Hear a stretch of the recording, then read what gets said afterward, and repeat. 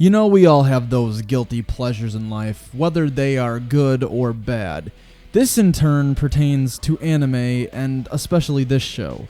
Today, a review of a show that created a trailer that looked like a great concept, but went in a totally different direction to create something way less appealing, but can still be considered somewhat enjoyable. What's up, guys? It's Kent from Spartan Media Reviews, here to review the anime, Rail Wars.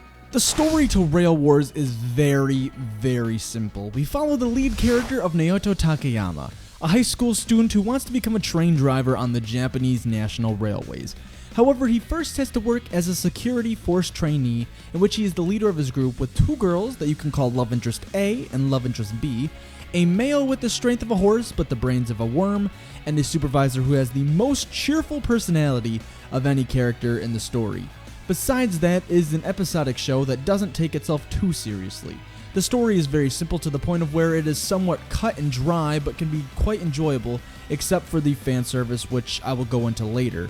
To be honest, I actually really enjoyed the story for what it was. It kept me interested the whole time and actually used some serious elements blended with comedy, which worked rather nicely.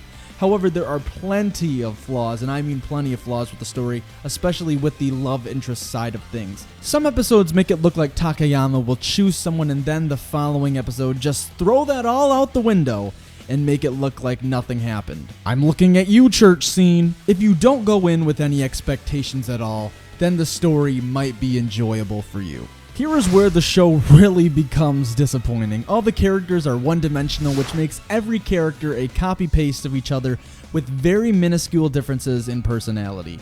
Development wasn't there until the very last couple of episodes, and that was even pushing it. The only real development that we received was the aspect of romance in the story and who Takayama would choose. However, spoilers, with the ending not showing who he chose and no season 2 announced yet, we will never know. Let's go into more detail with characters, starting with our lead Naoto Takayama. He is very basic, and the only true aspirations we get from his personality is that he really loves trains and wants to be a driver someday. Our two lead females are Haruka Komi and my personal favorite Aoi Sakurai. Komi is the shy girl and Sakurai is the tomboy who can be feminine at times. There are also more female characters that are introduced in the story, but their personalities are very similar to each other in one way or another. The problem I had with the female cast, besides Lita except for the last episode, was that they seemed way too attached to Takayama to the point of where it seemed Takayama was a pimp running a service with multiple clients.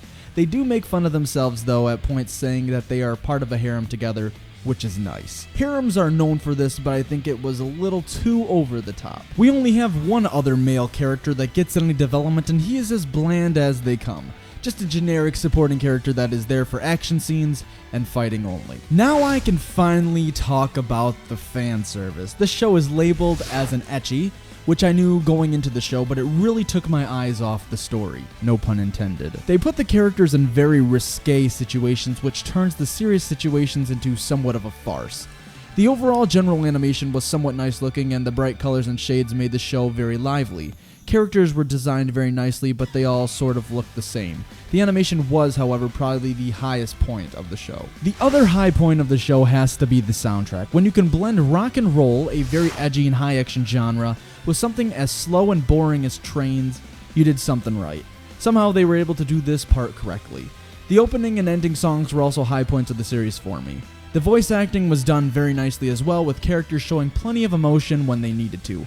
I found no faults with the voice acting, and it turned out to be pretty good. Now, with everything that I have said about this series, I have decided to not give this show a recommendation. For a person who was looking forward to watching the show when the trailer came out, I feel disappointed. They had so much potential to make a show that we have never seen before. They could have made a show that resembled train fighting scenes and plenty of action movies, and they turned it into a fan service-ridden harem. Although the show was somewhat enjoyable to watch, I can't get over the fact that they had so much potential and they blew it. If they went in a different direction, it could have been fantastic or at least remotely good, but it turned out to be below average to in fact somewhat horrible at times. Now, with everything that I've said, if you are still interested in Rail Wars, you can watch it on Crunchyroll for free with ads, or if you have a premium subscription, you can watch it for free as well without ads. And if you enjoyed this review of Rail Wars, hit that like button, I would really appreciate it. And if you've actually seen the show, comment below what are your thoughts on the series as well. You can also subscribe to my channel if you haven't yet. I would really appreciate that as well. Follow me on Twitter and Hummingbird just to keep up to date with the things that I am doing. And with all that said, I will catch you guys in my next review. Thank you for watching.